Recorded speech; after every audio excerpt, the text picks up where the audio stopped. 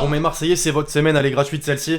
L'équipe, j'espère que vous allez bien. Aujourd'hui, nouvel épisode de la série Mercato. 3 semaines, c'est le temps qui reste au club européen de réaliser quelques coups dans ce marché des transferts. Ça va aller vite. Dites-vous quand même qu'il y a des joueurs de grand nom encore sans club. Je pense par exemple à un certain Cavani. D'autres indésirables dans leur club. Et là, je pense à Bale, Suarez. Bref, on va en parler dans cette vidéo, l'équipe. Juste avant, je vous rappelle que celle-ci est sponsorisée par OneFootball, l'application numéro 1 sur toute l'actualité du foot. Gratuite, évidemment, ça change pas. C'est dispo dans la description. Puis voilà, on perd pas de temps, c'est parti.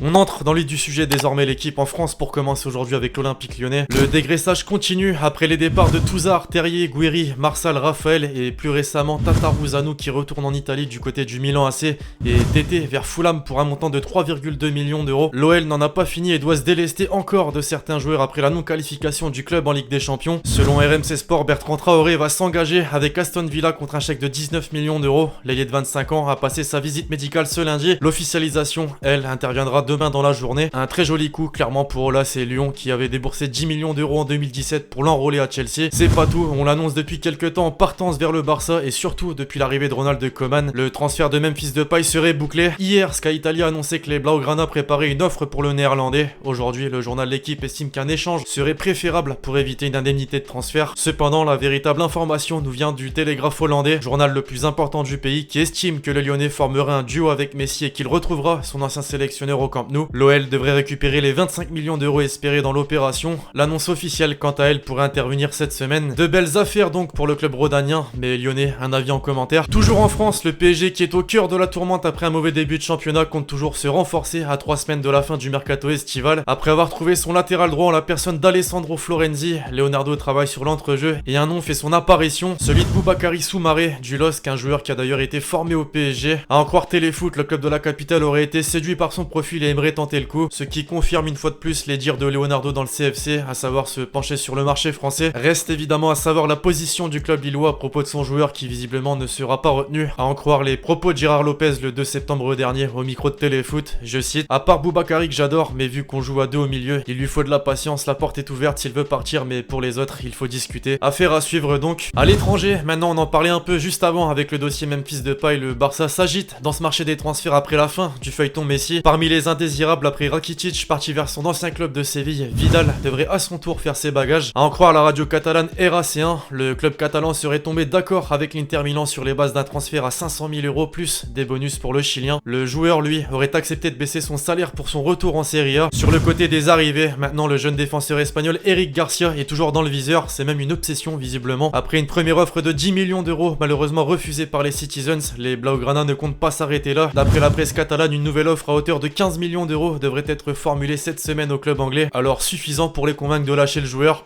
Pas si sûr, Manchester City en demanderait 18 millions d'euros. Toujours chez les Rouges et Bleus, après Sadio Mané, une nouvelle rumeur est apparue au cours de ces derniers jours et elle concerne cette fois-ci son coéquipier à Liverpool, Mohamed Salah. Interrogé par DAZN et des propos repris par Express, l'un des amis proches de Coman a révélé son intention de recruter l'Égyptien. Même mieux, le joueur aimerait rejoindre le Barça. Je cite: je sais que Coman le veut, je sais que Salah aimerait y aller. Je n'entrerai pas dans les détails, mais croyez-moi simplement que je sais. Alors dit-il vrai? Difficile à dire. Chez le grand rival espagnol, il y a du nouveau concernant Gareth Bale après ses longues parties de golf endiablées à Madrid pour un salaire de 15 millions d'euros annuel. Le Gallois accepte enfin de partir. À quelques mois de l'Euro, il veut jouer et négocier un prêt. Ça tombe bien, selon Sky Sport, Manchester United serait intéressé pour pallier l'échec du dossier Jadon Sancho. As, de son côté, estime que l'ancien Spurs est prêt à faire son retour en Première Ligue chez les Red Devils. Reste donc à connaître la position du Real. De l'autre côté des Alpes, à présent, la Juventus n'a toujours pas trouvé son buteur, alors que Suarez était le grand favori pour succéder à Higuain. Un autre nom surprenant a fait apparition dans la une des quotidiens sportifs italiens, Olivier Giroud. Selon Sky Sport Italia, les Bianconeri auraient initié des négociations avec Chelsea et le champion du monde. Résultat, tous les partis seraient tombés d'accord pour un transfert à hauteur de 5 millions d'euros. Le joueur, lui, pour un bail de 2 ans. Néanmoins, attention, la rumeur a été démentie par l'intéressé sur Téléfoot. Je cite: j'en suis encore très loin. Puis c'est officiel, Marcos Acuna rejoint le FC Séville. Le désormais ancien latéral gauche du Sporting Lisbonne a paraphé un contrat de 4 ans. Le montant du transfert lui est estimé à 10 millions d'euros. Comme attendu, Michy Batshuayi a bien rejoint Crystal Palace. L'ancien Marseillais a prolongé son bail jusqu'en 2022 avec les Blues. Dans la foulée, il a été prêté chez les Eagles. Annoncé en partance, Yann M'Vila n'est désormais plus un joueur de Saint-Etienne. L'ancien Rennais s'est engagé pour 3 saisons avec l'Olympiakos en Grèce. Sous contrat à Newcastle, le défenseur français Florian Lejeune a été prêté pour 1 an à Alaves. L'international croate Ante Rebic poursuit son aventure avec l'AC Milan. Prêté au club lombard l'an passé, il s'est engagé définitivement jusqu'au 30 juin 2025. De retour d'un prêt à la Spal, Brian Dabo n'a pas fait long feu du côté de la Fiorentina. Le milieu de terrain passé par Montpellier rejoint Benevento, promu en Serie A. L'attaquant rennais Jordan Siebatcheux est prêté avec option d'achat aux Young Boys de Berne en D1 Suisse. Le LOSC réalise un joli coup avec la venue du jeune prodige turc Mustafa Kapi. À l'âge de 16 ans, le milieu de terrain arrive en provenance de Galatasaray. Enfin, l'attaquant Lenny Pintor est de nouveau prêté à l'Estac par l'Olympique Lyonnais. Bref, voilà l'équipe, c'est tout pour l'épisode Mercato du jour. J'espère vraiment que vous l'avez kiffé. Je compte sur vous si c'est le cas pour lâcher le gros pouce bleu. Donnez-moi votre avis dans les commentaires sur tous les transferts probables et les transferts officiels qu'on a pu citer dans cette vidéo. Puis d'ici là, on se retrouve très vite sur la chaîne pour de nouvelles vidéos. C'était Lexchi.